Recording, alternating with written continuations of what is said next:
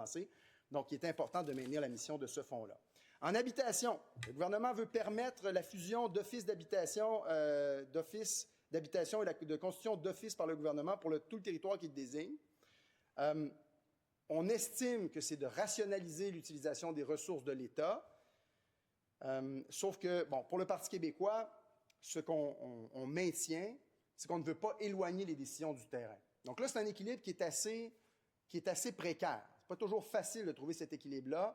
On veut optimiser l'utilisation des ressources et en même temps, on ne veut pas éloigner la prise de décision du terrain parce qu'il y a des experts sur le terrain en habitation qui, en ce moment, sont impliqués dans l'utilisation des budgets. La centralisation des ressources, souvent, crée plus de problèmes qu'elle n'en règle parce qu'on désincarne l'utilisation de ces ressources-là, parce qu'on éloigne la prise de décision du terrain. Donc, pour nous, il y a quelque chose d'inquiétant là-dedans.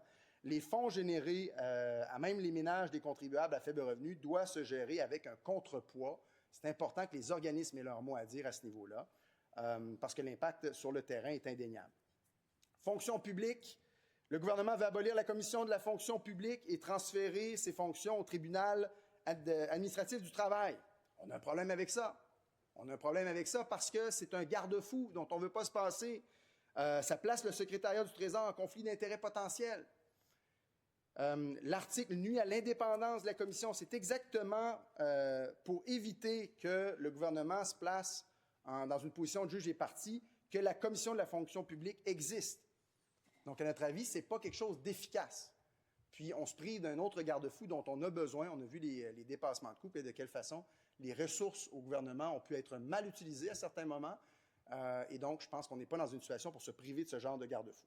Donc, je vous ai nommé quelques éléments du projet de loi 7 qui, à notre avis, posent problème. Je répète que nous sommes d'accord avec l'orientation générale. On croit qu'on doit optimiser l'utilisation des ressources de l'État, on doit alléger le fardeau réglementaire, on doit réduire la taille de la bureaucratie, mais en même temps, on veut que ce soit fait de façon ordonnée et rigoureuse. Il manque des analyses à l'heure actuelle, il manque des projections aussi. On a l'impression qu'il y a plusieurs mesures qui sont contenues dans le projet de loi 7 qui seront inefficaces, voire même délétères.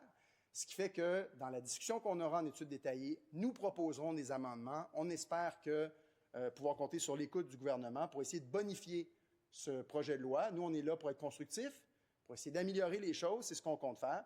Donc, j'ai bien hâte d'entendre la ministre en commission parlementaire et voir quelle écoute on aura du côté du gouvernement. Merci, M. le Président.